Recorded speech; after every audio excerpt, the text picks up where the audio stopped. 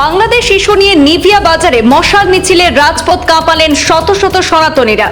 বাংলাদেশে গ্রেপ্তার সম্মিলিত সনাতন জাগরণ জোটের মুখপাত্র তথা ইসকনের ধর্মগুরু চিন্ময় কৃষ্ণ দাসের নিঃশর্ত মুক্তির দাবিতে এবং সেখানকার সংখ্যালঘুদের নির্যাতনের প্রতিবাদে বুধবার সন্ধ্যায় নিভিয়া বাজারে এক বিরাট প্রতিবাদী মশাল মিছিলে গর্জে উঠলেন শত শত মানুষ। এদিন সনাতনী ঐক্যমঞ্চের আহ্বানে নিভিয়া থানা চৌরঙ্গিতে বিভিন্ন হিন্দুত্ববাদী সংগঠনের সদস্য সহ শত শত সনাতনীরা জড়ো হয়ে বাংলাদেশের সংখ্যালঘুদের উপর নির্যাতনের বিরুদ্ধে জোরালো প্রতিবাদ সাব্যস্ত করতে মশাল মিছিলে সামিল হন।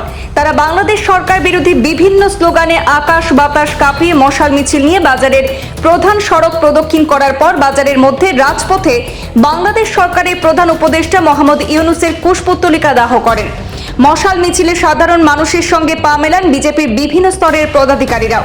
প্রতিবাদী জনগণের উদ্দেশ্যে বক্তব্য রাখতে গিয়ে তারা বাংলাদেশের সংখ্যালঘুদের উপর সংঘটিত নির্যাতনের তীব্র নিন্দা এবং ধিক্কার জানিয়েছেন। এ নিয়ে কড়া পদক্ষেপ নিতে ভারতের প্রধানমন্ত্রীর কাছেও আহ্বান জানিয়েছেন প্রতিবাদীরা। বিভিন্নভাবে আমাদের হিন্দু সনাতনী মা বোন ভাইদের উপর অত্যাচার চলছে। যে অত্যাচার সেই অত্যাচারটা একটু মৃত্যুনৈমিত্তিক ছিল। আমাদের বাংলাদেশে হিন্দুদের উপর প্রতিদিন নির্যাতন হচ্ছে, কিন্তু অন্তর্বর্তীকালীন যে জেহাদি সরকার, সেই জেহাদি সরকার যখন আমাদের বাংলাদেশের শাসনভারে আসলো, তারপরে আমরা দেখতে পাচ্ছি আমাদের সেই যে নির্যাতন, সেই নির্যাতন ক্রমশ বেড়েই চলছে। আর ধৈর্য ধরার সময় নেই বন্ধুগণ।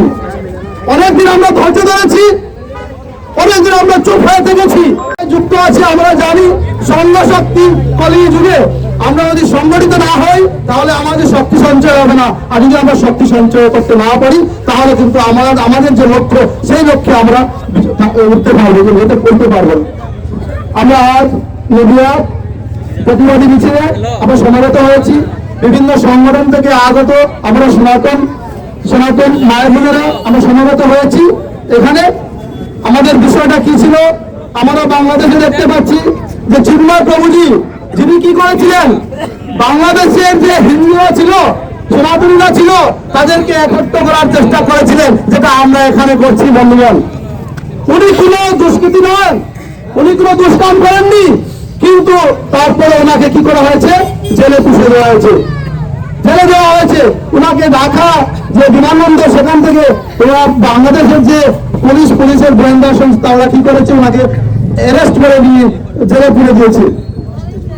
ওনার অপরাধ একটাই ছিল, যেটা ছিল হিন্দুদেরকে সংগঠিত করা, যেটা আমরা এখানে ভারতবর্ষে করছি।